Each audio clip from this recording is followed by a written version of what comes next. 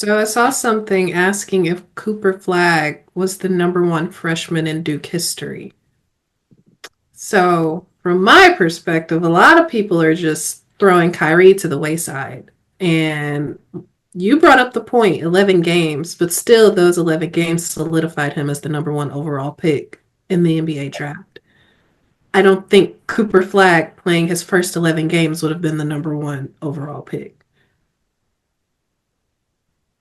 Maybe. I mean, now I'm not saying Cooper so it depends on the parameters to me, right? Like are we solely just talking skill of the player as a freshman at Duke? Uh, like that's how I interpreted the question because there were no, details surrounding it. It just said, "Is Cooper Flagg the number one freshman in Duke history?"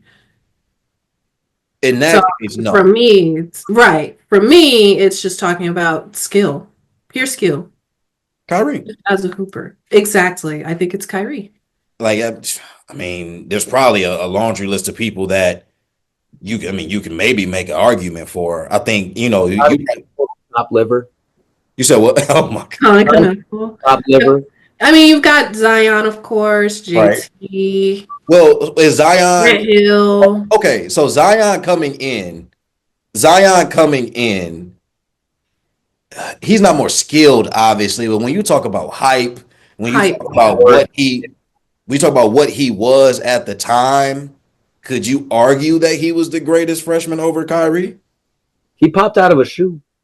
He did. Did I Kyrie think pop? I think hype, notability, as far as like eagerness for people to see him play and like tune into him, yeah. But that's also you gotta take in consideration like the era in which Yes. Zion came out. Agreed. But then, Ashley, you brought up Grant Hill. Yeah, Grant Hill. I think that would be another case. Like you got to look at who they were in that era. Like Grant Mhm. Hill in his era. Yeah. So He was like the prototype of Le- Literally. LeBron. Like I mean, like the I modern day mean, NBA, like modern day NBA guards and like that big guard fusion. Like that was Grant Hill. Hmm. Like check me if I'm wrong, but there'll be NBA players that can co-sign that statement. No, I think you're absolutely right. And I It think he kind of like could have been. yeah.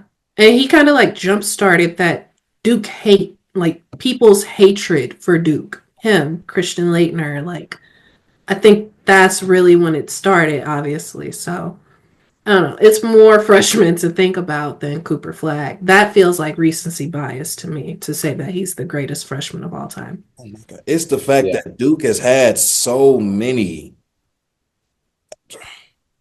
You're going through the list? Well, I'm looking at the list of like, what's this list? This is all 26 of Duke's one and dones Mm, history.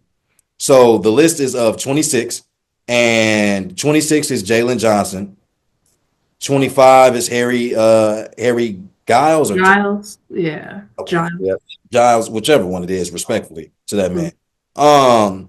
DJ Stewart, Frank mhm. Jackson, uh, Trevon Duval, Trevin Duval, Trevon. Oh, yeah, yeah, yeah. I didn't know he Um, was a one and done though. they have Kyrie Irving at 21, which is nuts to me. Big. Cassius Stanley at 20. Trevor Keels at 19. Oh, this is a crazy list. Cam Reddish at 17. Gary Trent Jr. at 16. Corey Maggette at 15. Forgot Austin about Rivers Corey. at 14. Wendell Carter Jr. at 13. Brandon Ingram at 12. Respectfully, don't know, bro. Jason Tatum is at 10. And I think Tatum should definitely be more in this conversation. He would easily be top 5 as a Duke freshman, I think. Jabari Parker. Oh my God. I forgot about him. Yeah. Bari, That season was insane. Bari, Justice Winslow, Paolo, Marvin Bagley III, RJ Barrett, Jaleel Okafor. Yeah. He was a one and done. Yeah, I it did. was. And he won the chip over Wisconsin and Frank Kaminsky. Yes. I didn't know Jaleel was a freshman. Tyus Jones and then Zion. did not know Jahlil Okafor was one and done. Yeah. So, I mean, and granted, Was that the cat year too? which year? Jahlil Tight? Okafor? No. I'm That tripping. was the same year as booking them. Okafor was like 2 years before that. Yeah. Yeah. But so again, I think if any Duke player that stayed past their first year, I don't think they were trash, but their first year probably wasn't their best year, which wouldn't have them in the running for the Right. list that we're talking about. But I think you could probably Cooper is top 5, and if somebody said he was top 3, I don't think I would really waste energy arguing. Mm. As far as being number 1, you'd have to make an argument against Kyrie. You'd have to make an argument against Tatum. You probably had to get into the weeds of stats and stuff like that. But I think Zion, all factors considered, might be where you really don't have an argument. Because if his stats are solid, which I'm assuming they are, but I'd have to look, given everything else, the notoriety, the anticipation of seeing him, the hype, I think that would make him more of my answer than anybody else. But I mean, Cooper right there, he up there. He in the mix for sure. Mm-hmm.